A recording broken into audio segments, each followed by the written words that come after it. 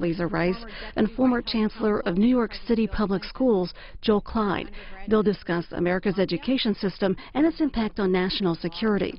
It's part of a two-day forum with policymakers and education leaders hosted by the Foundation for Excellence in Education. Right now, we're hearing some introductory remarks. Former United States Secretary of State, the second woman to hold the position, the first African-American woman to hold that post. She's the former National Security Advisor under President George W. Bush. She's also co-founder of the Center for a New Generation, which is an innovative after-school academic enrichment program. She's the author or co-author of numerous books, including 2 bestsellers. Her undergraduate degree was at the University of Denver, master's from Notre Dame, and PhD from the University of Denver. So Mr. Klein and Dr. Rice are going to be discussing a report that they have authored, which has been published in March of this year by the Council on Foreign Relations. Now, among many things, this report notes that while the United States invests more in K-12 public education than many other developed countries, its students are woefully ill-prepared to compete globally. One tidbit, according to the results of the 2009 Program for International Student Assessment, a tool that measures performance of 15-year-olds in reading, math, and science every 3 years, United States students ranked 14th in reading, 25th in math, and 17th in science.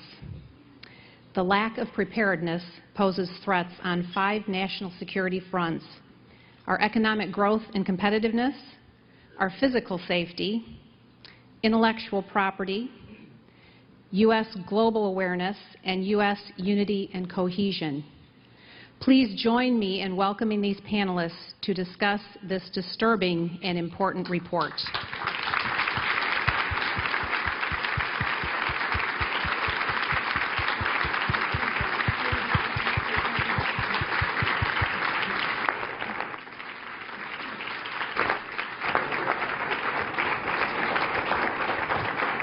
Thank you. Jim, sit in the middle?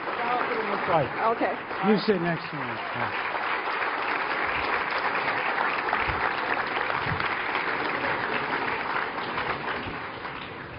Well, welcome to this evening broadcast of Morning Joe.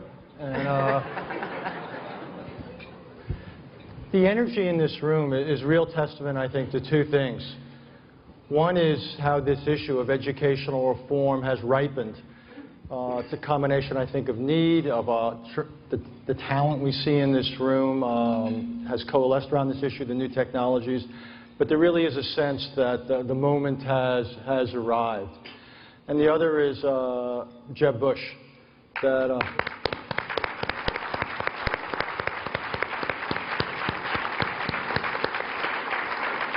I'm a great believer that 2 things matter in life.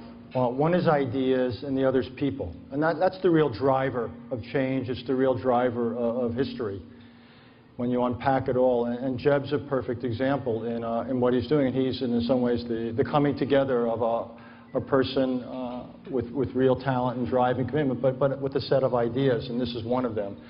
And again, so the fact that you're all here, I think, is the greatest salute you could give. Condi and I come out of the national security background. When we were youngsters, we used to mess around with something called the RAND bomb calculator. And it used to calculate what was known as the CEP, the circular error probable, of the blast effects of nuclear weapons. Here we are today. We've traveled a considerable distance, and in some ways the reason is, and the other person who comes to mind is Mike Mullen, the former chairman of the Joint Chiefs of Staff. When he was asked, what's the greatest national security threat facing the United States? He didn't say Al-Qaeda. He didn't say a rising China. He didn't say Iran. He didn't say North Korea. He didn't say climate change. What he said was the deficit and the state of American society. And I think that's exactly right. And you can look at questions of the budget. You can look at questions of infrastructure. You can look at immigration policy. But above all, it's education policy, because this is the future. And we're not talking about our physical infrastructure. We're talking about our human infrastructure. And Joel is someone who has dedicated the most recent phase of his multi-phase career to this. And when he isn't discovering the best restaurants in Brooklyn, he is focused on improving the lot of young people in this country. It's supposed to be the other way around. It's supposed to be. So I'm going to tell you how Condi's been dedicated to this issue in lots of ways. But about a year and a half ago, I called her up. And he said, Condi, I want you to do something for me and with me. And she said, Richard, I'm too busy. Don't even start. Don't even go there. And I said, okay. And by the way, we've bet on many football games and all that. So I said, before the end of this conversation, you are going to agree to what I'm going to ask you. And she said, no way. I said, right. I said, we at the Council on Foreign Relations, who spend all of our time working on things like China and Mexico and all the traditional foreign policy issues, we've moved our agenda, and increasingly we're also focusing on things domestic. And what we want to do is a report on education. And we don't want to repeat what everyone else has done, but what we want to do is look at education through the prism and the filter of national security and basically ask the question, what is the relationship between the challenges above all in K through 12 education and the national security of the United States? And it didn't turn out actually to be a terribly hard sell. First she cursed me, because she knew I had her at that point. It didn't even take a follow-up phone call. She was there. And she and Joel then co-chaired this task force report, basically our version of a commission.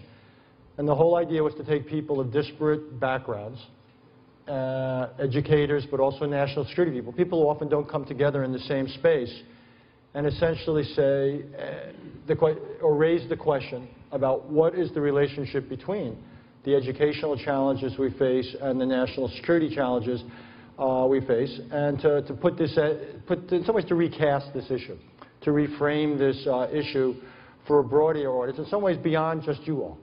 Because in some ways the fact that you're here reflects the fact that you're here, at the risk of being redundant. But what we wanted to do is get it at people who read, foreign affairs rather than some of the Chronicle of Higher Education and journals such as that. And so what they've done, the two of them with about 24 other people, helped put out this report. If you haven't read it and you'd like to read it, it's on CFR.org.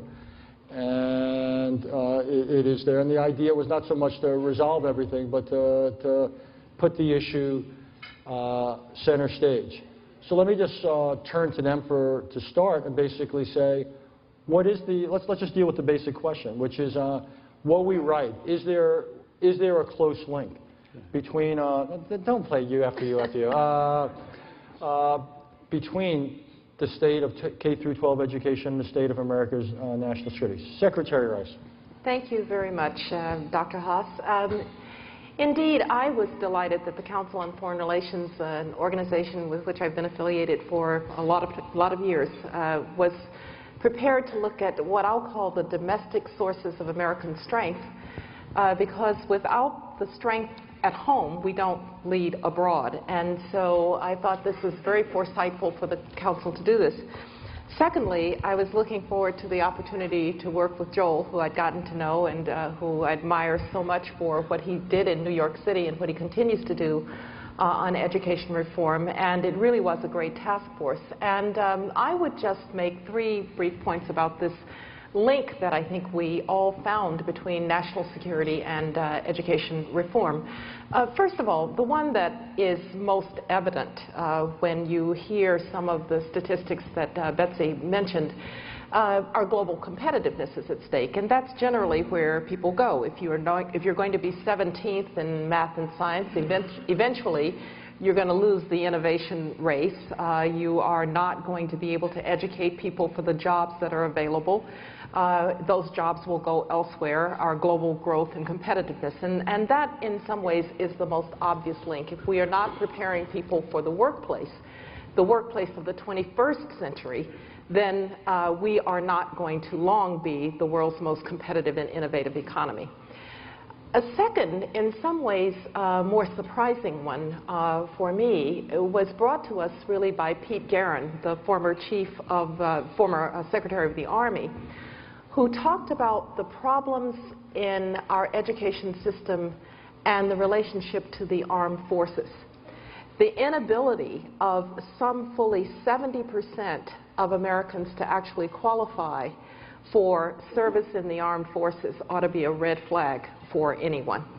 Now, yes, there are other reasons for that, incarceration, obesity, but a fair amount of it is that people can't pass the basic skills test to get into the military. So just imagine that.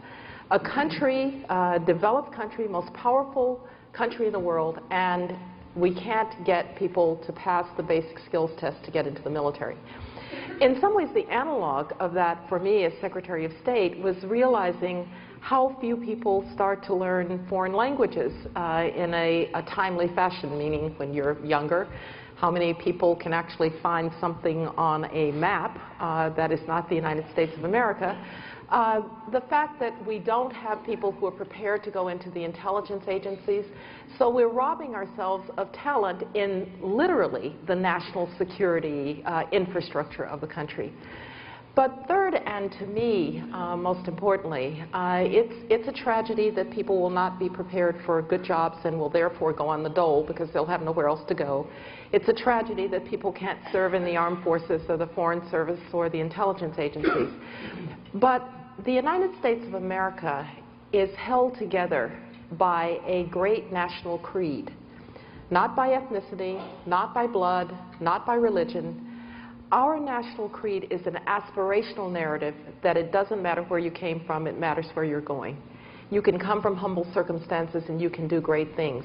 And the only way that that is true is if you have access to a high-quality education. And if it ever becomes the case, as it is increasingly now, as I've said many times, that I can look at your zip code and I can tell whether you're going to get a good education, then the social fabric of this country has no chance to hold together, and we will be pit one against the other, those who are capable and those who are not, those who are employable and those who are not. And I can assure you that the sense that you might not be able to control your circumstances of birth, but you can control your response to your circumstances, that will no longer be the way that Americans think about themselves or about each other. And that gives way to envy and aggrievement and entitlement. So to me, at core, the real problem for us in national security is not just our competitiveness abroad, not just our institutions of national security, but this great national narrative, this cohesion that has made us the country that we are.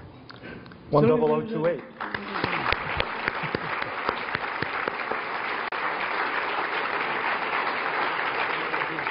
Richard, let me just say, I think people responded that way, Connie, because the words you just said, and frankly the words Jeb said this morning, are some of the most important words this country has to hear.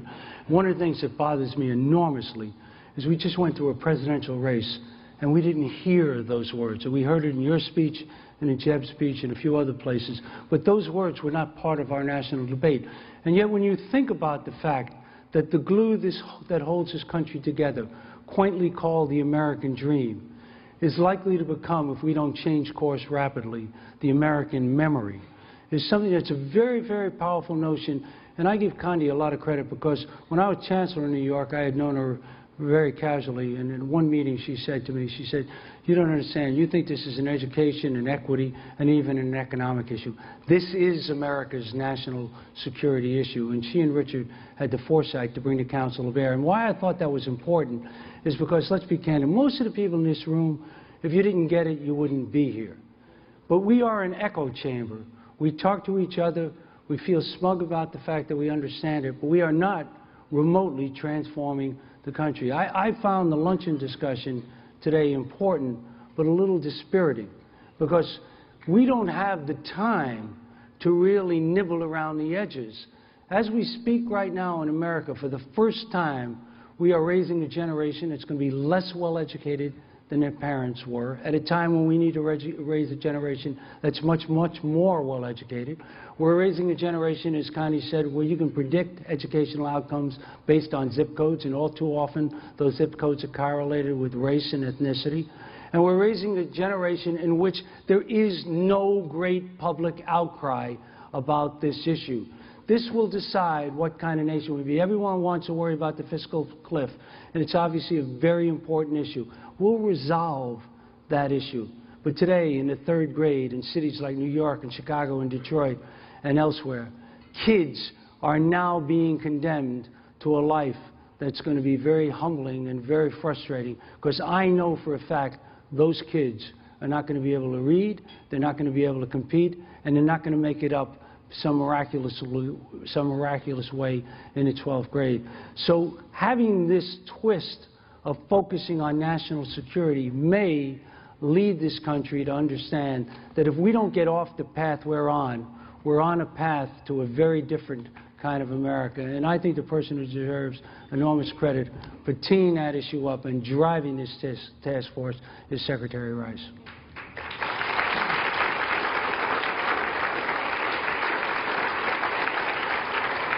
Well, let's talk for a minute about what it would take to, if you will, close the gap between where we are and where we want to be.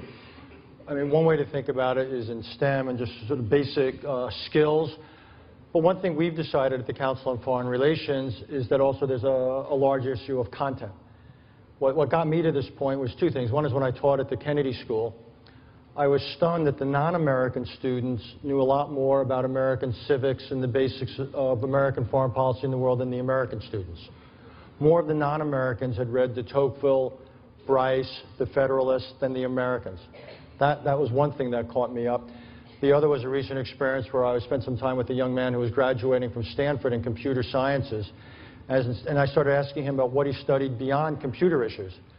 And I was shocked that he could graduate from this amazing university where Condi teaches, and he hadn't had one economics course or one history course.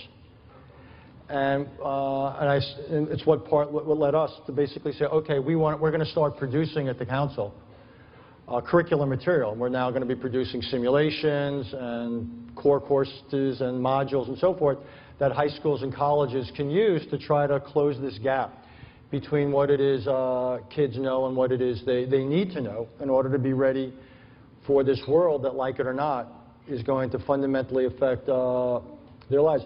But what's your sense for both of you? Because you really come from an educational background classically. Condi comes from a foreign policy, national security background. What's your sense of what the priorities need to be to, if you will, to fix the problem? Well, maybe I'll start and pass it to Joel. I come from a national security background, but I also was provost of Stanford for 6 years. And so seeing the product of the educational system, if you will, gives me a perspective on what it is we need to try to achieve in that period of time. And obviously at Stanford you see the very, very best. But I will tell you 2 things. Number one, if you have low expectations of even the best students, they will live down to them. Right. And so I come at this with a belief that the most important thing, come back to content, but the most important thing is that whatever you're teaching them, you have to have very, very high standards.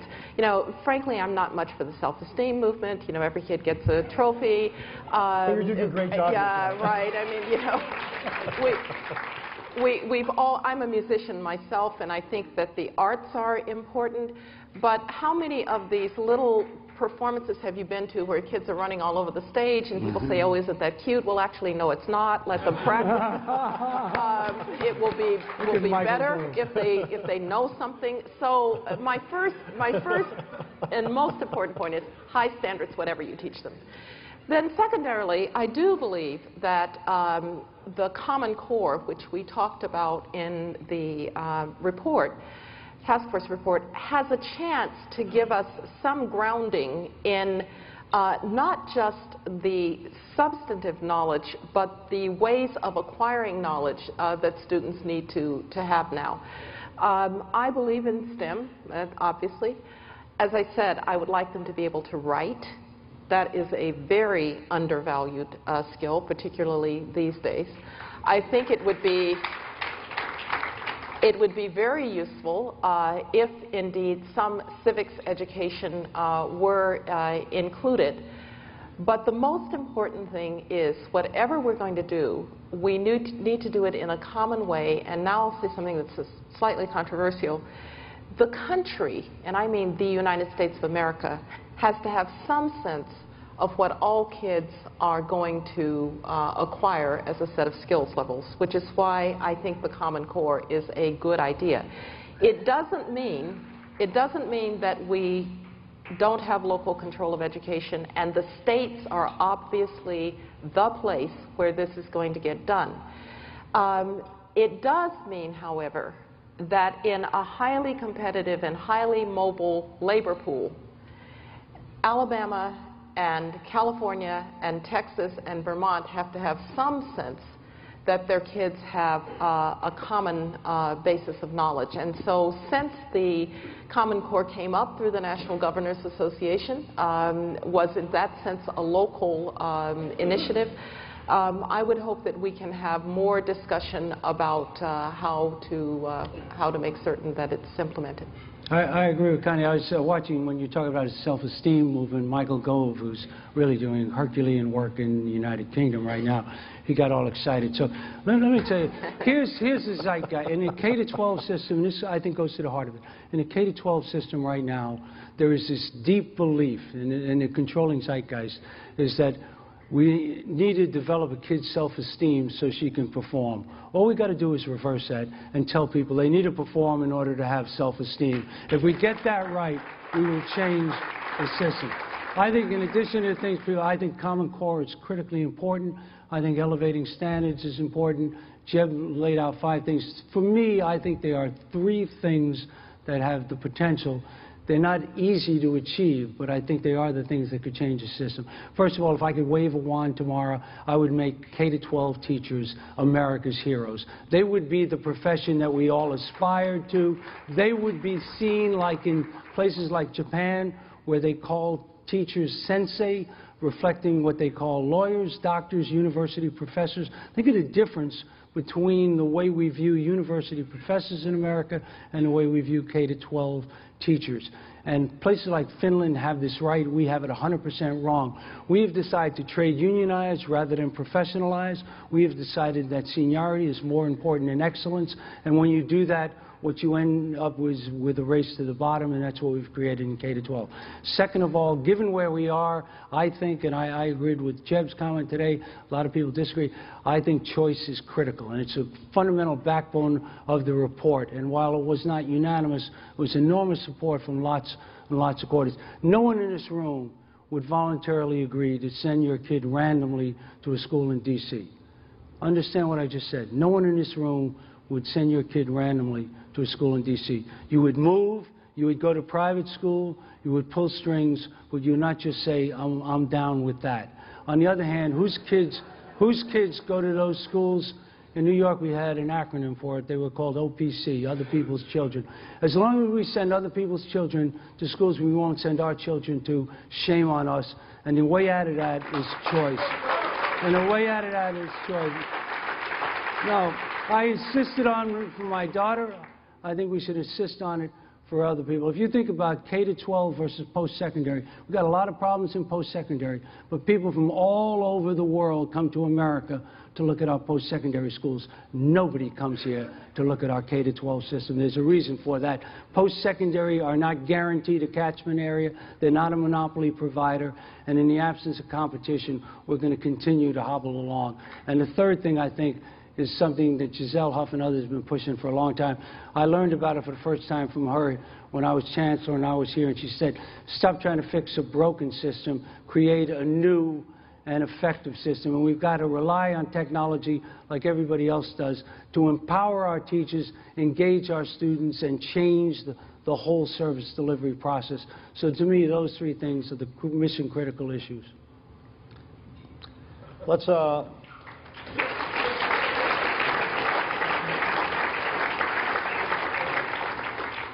one thing, because we are looking at the whole question of education and national security, we're all English speakers. What's your sense of the proper place for language training? At what point it ought to be introduced? To what degree it ought to be a priority? Where should it fit? Well, I'm a proponent of kids learning languages earlier just because it's easier, right? If you have ever tried to learn a language at 35, you'll know what I mean. It is just easier when you're younger. Your brain imprints that way. It's like music. I would hope that we, but look, to be quite blunt, I'd first like to make sure they can speak English and write in it, because too many of our kids can't do that. But one question is whether there is some way to spread the task, if you will, of some of the things that our kids need to learn. We may not be able to do everything in the school day in the schools. I've been very active with the Boys and Girls Clubs, and Betsy mentioned that we started something called the Center for New Generation out in East Palo Alto, East Menlo Park, and Redwood City.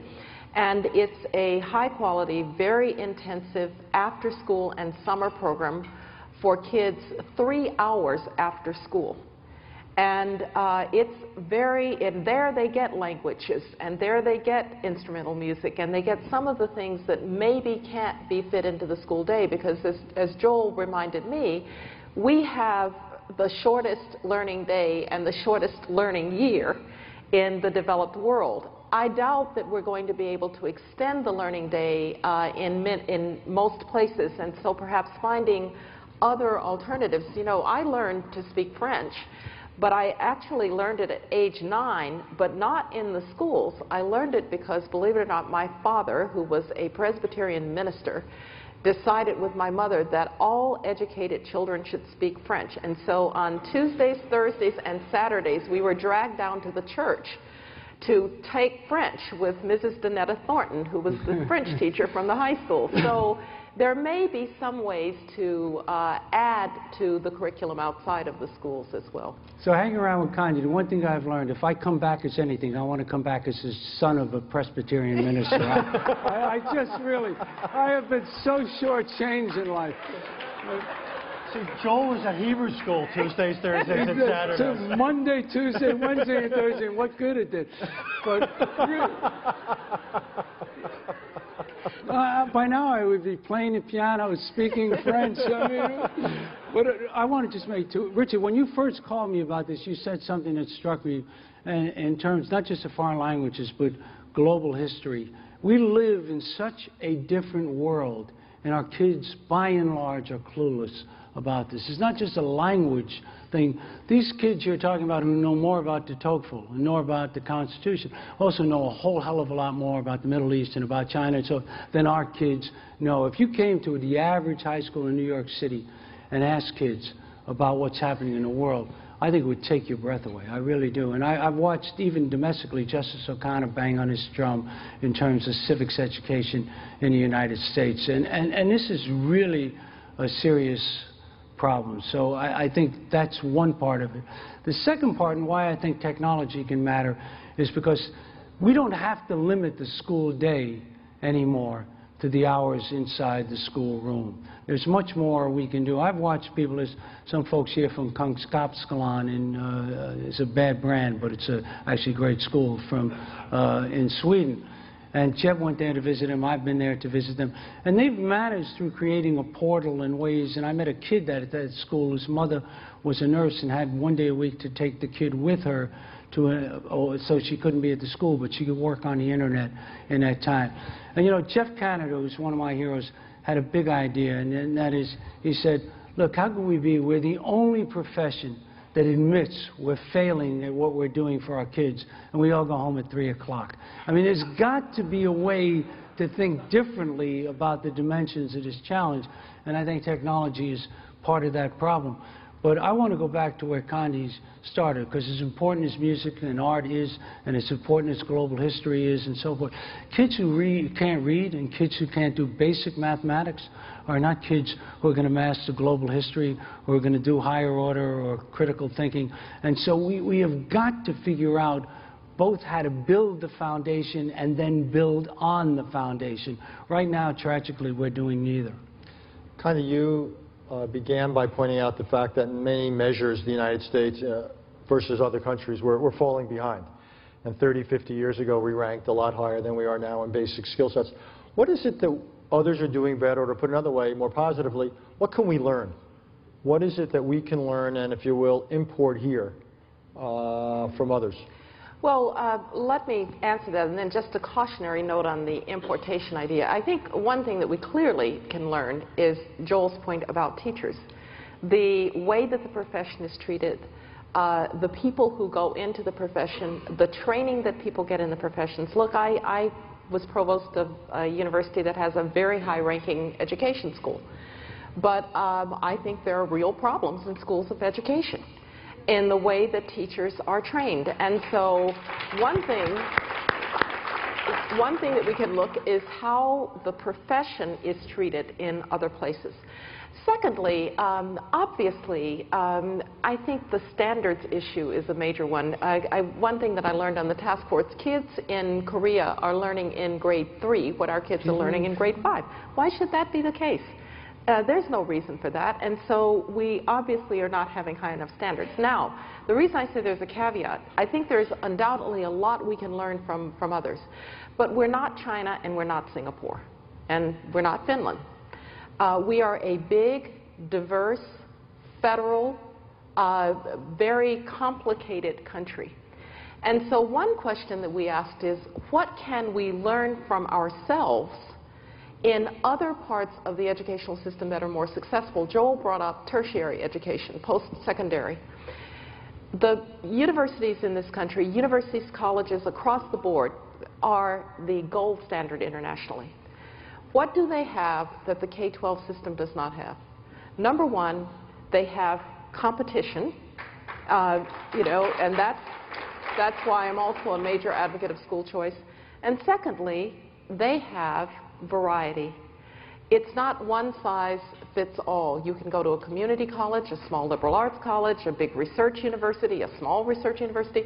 They have variety. And so one of the things that we tried to do in the task force is to say, what are some of the sources of American excellence in other areas that could be imported into the K-12 education system? And I think that, for me, confirmed that the monopolistic tendencies in the K-12 education system may be the biggest problem. So I think there are things we can learn from others, but there's also an awful lot we can learn from ourselves in other areas of American life that are more successful. But Connie made this point time and again, and it was so impactful in terms of the task force. But think about the two things that give people hope about our country is that we still believe, or want to believe at least, that merit matters most, that it's not where you came from, who your people are, but what you accomplish through your hard work, through the application of your talents to the challenges you face. And the second thing is the dynamism and innovation. There's no place in the world that innovates like America does. Look at our school system. Merit is irrelevant to the equation, and innovation you don't even hear about. Somebody asked me what it's about in education. I said, it's hard to tell. There hasn't been any in such a long time. We couldn't even capture it in a bottle. So if you think about the dynamism and the merit, if we infuse those in our K-12 system, and that goes to the ed schools, which in Finland, whatever the comparison is, think about this, for every 10 people who apply, they accept 1. In America, for every 1 who applies, they take 10. I mean, it's just got this system. And what Kate Walsh and the people are doing, no, it's true. What they're doing is really important. But I would say to you, if we're going to fix this problem, we've got to transform a system that doesn't believe in merit and that eschews innovation to one that has the dynamism that is the hope of the future of this country, and it will be the hope of the future of our education system. So building saunas in American schools is not what we learned from Finland. But let me give you an example. The last thing I did before I left the public school system in New York, and think about this, is I was with somebody who's the president of IBM, and he was a friend of mine, and I said, you know, you've been a good friend, but truthfully, you haven't done enough for our schools. He said, what would you like me to do? I said, here's the idea. I'd like to create a school, take a 2-year community college, mix it with a 4-year high school, and train people to be technicians. People select this school. At the end of 6 years, if they get out of this school, they get their associate's degree, and you, IBM, certificate them in technology. And if they meet your criteria, you hire them.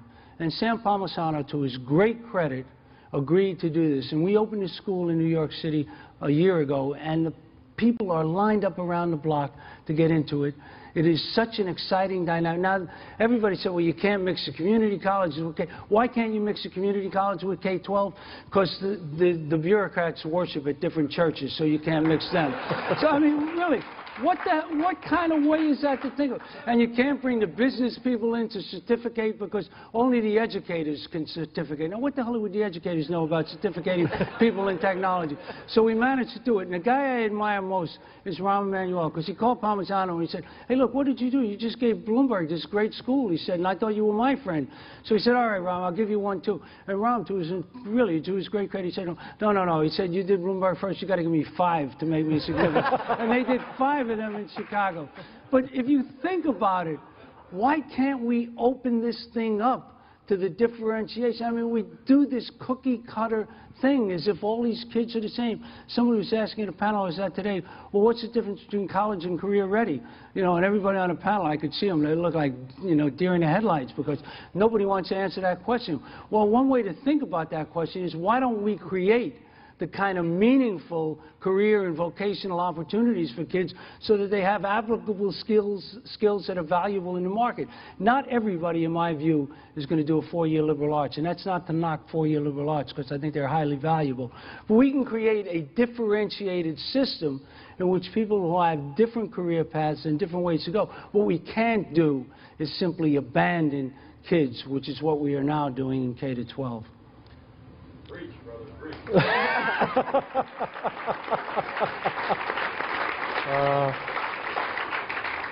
I'm going to ask a few people here to improve the quality of the questions. And we're going to begin with Hannah Scandero, who's the Secretary Designate in New Mexico for the Public Education Department. Good evening. We started the conversation tonight with Dr. Haas saying people and ideas matter most. We've put a lot of ideas on the table that are important. If you had to articulate your #1 idea that changes education and therefore our national security, our economy, and our nation, what would it be? And if we don't deliver on that, what do we look like in 20 years? Well, you know, the task force, Hannah, said choice. And I think that's because we are where we are. People have pointed out other countries have non-choice K-12 systems that work. But I think, for me personally, if you look around the country now, 2 places that are worth looking very hard at. One is New Orleans, because it was in some respects a natural process after Katrina where they could start over again. And while there's a lot of room for improvement, great things are happening. The other place is Harlem, where I think there's now more choice in that little neighborhood. And if you look at the results, which is amazing, about 1/3 of the kids in Harlem in the 3rd grade are in charter schools. But what's amazing is the Harlem district went up, and this is apples to apples, went up dramatically from when we started this intensive choice process there to now. It was something like 28th out of 32 districts. Now it's about 16th. And not only did the charter schools outperform almost everybody, but the public schools, which were 28th, actually moved up significantly themselves. So I think those are 2 instantiations of models that we should develop. I think what Neera F. Kingsland down in New Orleans has written about in terms of the difference between reforming and relinquishing, and Paul Hill's work on portfolio, I think are really important ideas that need development. So that's where I would come down. I actually would agree that it's choice, and for 2 reasons. There's the catalytic effect on the system, if you will, because going again from the tertiary system, if a college isn't getting applicants, it will either go out of business or it will do something to start to get applicants. So there's a catalytic effect on the underperformers of having people be able to make choices with their kids, and especially for poor parents. Someone said on our task force, we can't have an opt-out system. We have an opt-out system. As Joel said, that's why houses are expensive in Palo Alto and Fairfax County, because people opt into those districts with their kids, or they vote with their feet to private schools. So the only people stuck in failing neighborhood schools are poor people, and that's the height of inequality, and that's why I've called it a civil rights issue. Those people need choices, but it will have then an effect on the individual child. More kids will be better educated, and I think it will have a catalytic effect on the system. So I would also say school choice.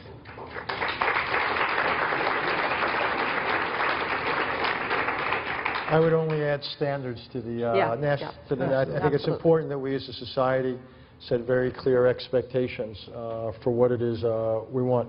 Michael Gove's the Secretary of State, not in the sense that Condoleezza Rice was, but as a member of the cabinet there, the Secretary of State for Education in the United Kingdom, where I got educated. So I look forward to hearing your questions, sir.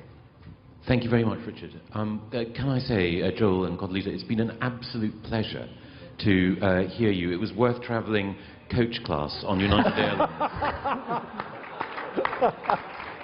The ultimate compliment. To hear you speak. First time I've ever worried about your judgment, Michael. Austerity is biting in Europe. Richard, you made the point that ideas matter when you're changing things, and they also matter in national security. And one of the reasons that that America won the Cold War is that it recognized that this was a moral conflict as much as anything else. And America realized that it couldn't win the Cold War, and it couldn't win non-aligned nations, in particular, if it still had the scandal of segregation in the South. So winning the civil rights battle at home was a precondition of winning the fight for liberty across the globe. Now, I think, looking from the outside, if you'll forgive me, that there's the same danger now. Absolutely. When I go to China, and I criticize them for their lack of democracy, they say, yes, but we're educating all our people. You don't educate all yours in Britain and in America. And then when I've been in the Middle East, and I've talked to people there who are on the edge of radicalism, they say, look at the grotesque injustices in your British and European and American nations. We would never allow that under an Islamic state. Now, these are self-serving, versions of the truth. They're lies even. But nevertheless, they have power. And I wonder to what extent American political leaders can articulate the case that actually, as long as there is inequality driven by education in America, that America's capacity to provide the moral leadership that the world needs is compromised. And then when people hide behind the arguments of states' rights, and they say, no, we don't want, core common standards because we need to, protect our states' rights. One of the things it reminds me of is the arguments in the 1960s about people who said that states' rights trump the rights of citizens. And in particular, and I speak as a conservative, it worries me that people don't accept that, as you said, Secretary Rice, this is the civil rights challenge of the time.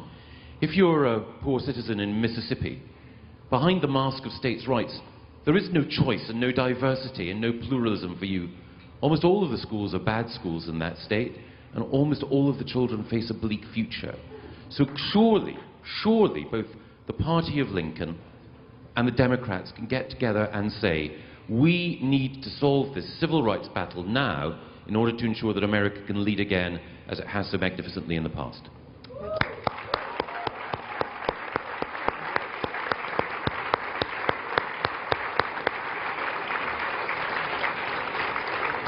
Well, first of all, I'm awfully glad you made the trip because... I'll pay for you to go business class. I couldn't agree more, and indeed, the United States, I believe that the greatest source of our leadership abroad, it's not our military, though we have a wonderful military, not even our economic strength, although obviously we have tremendous economic strength, but it is this great American creed that resonates around the world, that you can come from humble circumstances and you can do great things. That has led people, by the way, to come here for generations from all over to be a part of that, which is why we've been the best at mobilizing human potential from all over the world through immigration. But it's not just mobilizing human potential from abroad, it's mobilizing human potential from all segments and all classes of America so that you are not trapped in your circumstances. Education was a way out. I will just tell a very brief story because it's my own family story. I am third-generation college educated. Now, why is that? That's because John Wesley Rice Sr., my grandfather on my father's side, when he was a young man in Utah, E-U-T-A-W, I'm not kidding, Alabama, decided he was going to get a college education. So he asked how a colored man could go to college. This is 1919. They told him about Little Stillman College, 30 miles away, saved up his cotton, went off to Stillman College, paid for his first year. Second year comes along, they say, well, how are you going to pay for your second year? He says, I'm out of cotton. They say, you're out of luck. He says, so how are those boys going to college? They said, well, they have what's called a scholarship. And if you wanted to be a Presbyterian minister, you could have a scholarship too. And my granddaddy said, that is exactly what I had in mind. And our family's been college educated, and by the way, Presbyterian ever since. Now, he knew somehow about that transforming power of education. But the wonderful part of that story is that out of Utah, Alabama, sharecropper's son, in 2 generations, the Secretary of State, his granddaughter. America,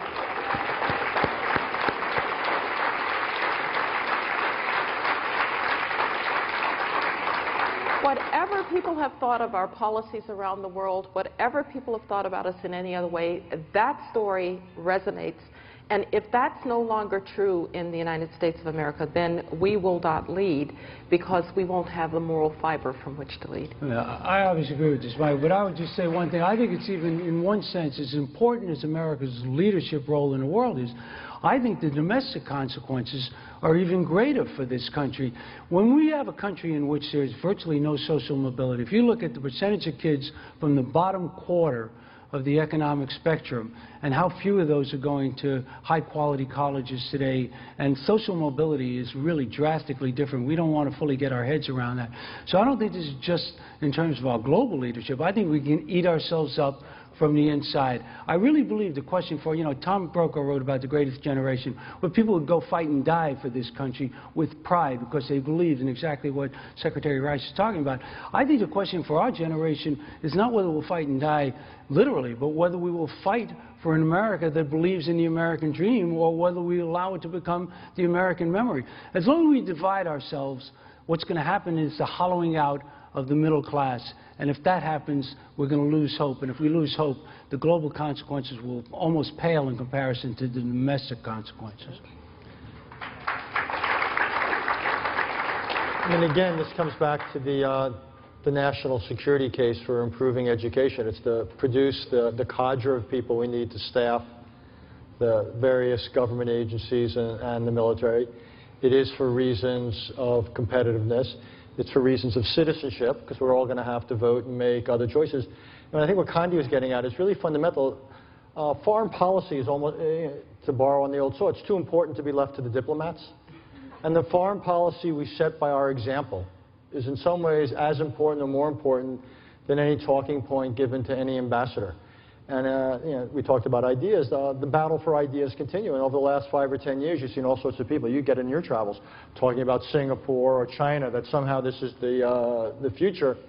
Well, it's not. And one of the ways we'll make sure it's not is actually going to be by dealing with the issues that are central to this conference here today. Next person we wanted to hear from was Paul Pastorek, who's in Louisiana, the state superintendent of education. Thank you very much. And it's so great to be here, because this is the one time of the year where I'm surrounded by people who think like I do, that the urgency of now is now.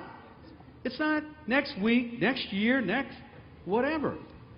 Kids are dying for adults to get their act together. And we are also suffering every day, I believe. And I've got a new life. I've walked away from the public service life. I'm now in the aerospace business. Welcome to the 1%. And I'm lucky. I'm very lucky. But I'm also witnessing an amazing thing. Today I got an email from my technology person who said, we've been attacked again. Our computers are being hacked. This is many times this year. We do government defense work. People are hacking our systems, trying to get our secrets, trying to understand what our government is trying to do to protect our citizens. And the urgency of now to me is there are millions of jobs that are available for kids all around this country. In the area of protecting our homeland, whether it's protecting our secrets or fighting on battlefields far away. And the technology arena is so important. We saw it in New Orleans after Katrina. When we lost technology, we lost order. We lost law and order. Technology is a huge benefit, but a huge risk. There are so many people who want to say that kids just can't learn. Some kids just can't learn.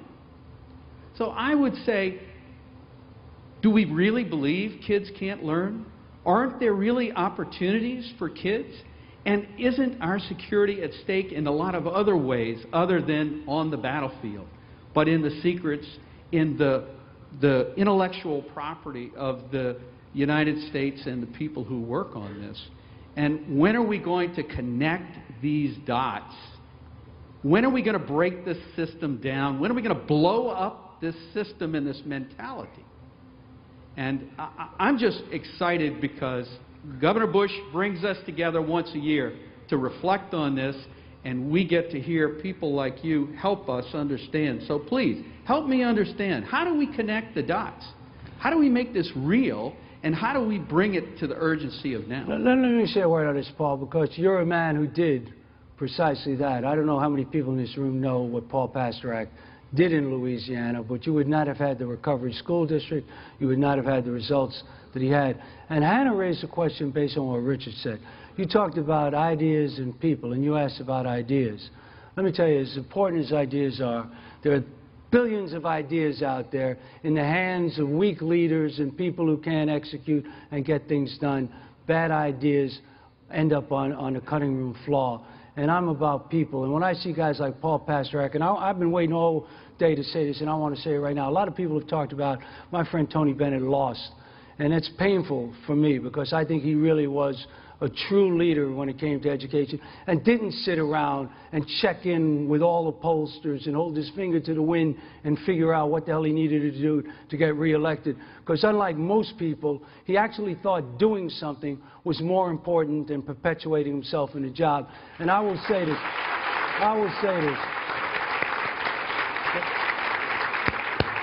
No, I mean it. No, I mean it.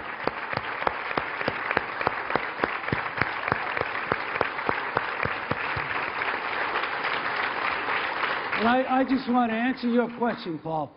I would much rather in life have it said of me that I was Tony Bennett, I did something, and I lost, rather than that I was most people who are educational leaders who do nothing but perpetuate themselves.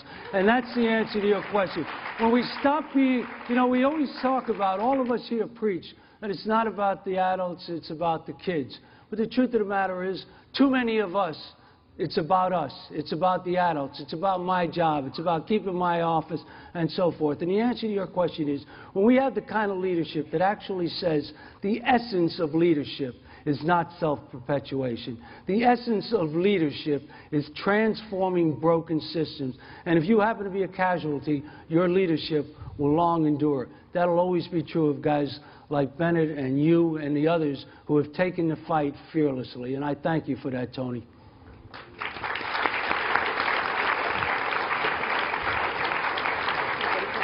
It's just, in some ways a version of it, which is, if you're an advocate of change in this issue, is the general answer evolution or revolution? How big do you need to think? How radical do you need to be in this area? What's your sense? Because you've worked at it now from various levels. Well, look, I don't think we have time for evolution. That's my concern. I think that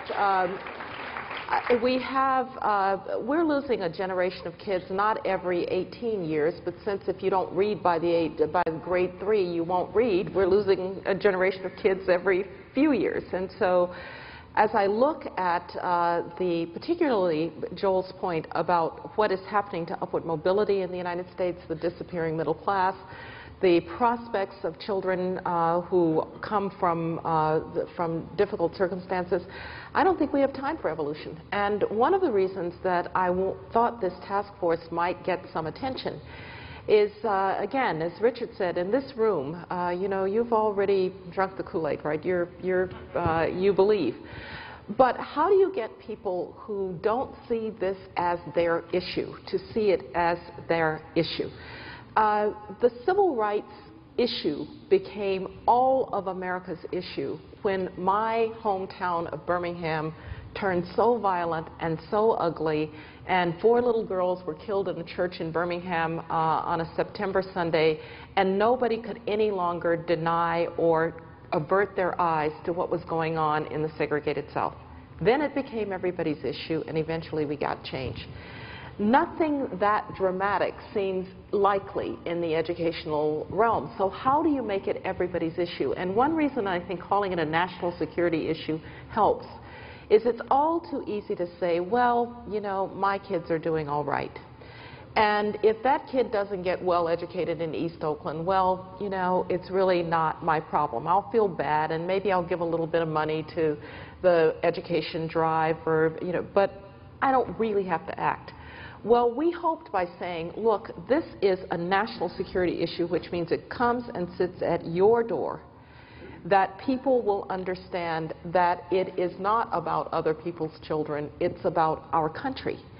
And if it's about our country, then we all have to be driven to act. And given that I believe strongly that good ideas and people matter, but so does collective action matter, making sure that when people stand for office, they've got an answer on what we're going to do about the poor state of education in the United States of America. We would never allow somebody to get away with not having an answer about the economy, or maybe not even having an answer about foreign policy. But this is an urgent issue. We don't have time for evolution. Yeah. What in part led us to ultimately produce this report and try to recast education as a national security issue was the debate some 10 or 15 years ago about HIV/AIDS. And when people said, you just can't look at this, if you will, through the prism of health, but this is something that would destabilize countries. And in the course of destabilizing countries, beyond the human consequences, these create failed states, and this would have all sorts of national security consequences. And the fact that the administration that Condi served in, and a senior level I was in, and Jeb's brother was the president of, did so much in this area. That, to me, was a perfect example of taking an issue from one realm, if you will, casting it. You created a broader, a much more powerful coalition. And my own sense is that education is an issue where this can be done as well, and it's because of people such as yourselves who have dedicated your lives and your careers to it. Speaking of which, the 2 people up here, I mean, Joel had, I thought, one of the most difficult jobs in America. As chancellor of schools in the city I'm lucky enough to live in day out for year upon year, he went in and did battle. And if that's not the definition of public service, I don't know what is. And Condi, who I've been lucky enough to work with in several administrations and both in and out of government, she too has given to this country in enormous ways. And the fact that she now is one of the standard bearers, along with Joel, of the education debate is one of the reasons I actually feel fairly confident. I actually think this issue is increasingly a cross-partisan issue. And a lot of the improvements that need to be doing don't take actually extra resources. They take using existing resources differently. And that, to me, opens up tremendous possibilities. So I want to kind of end where I began. I want to thank Jeb for his entrepreneurship and his commitment.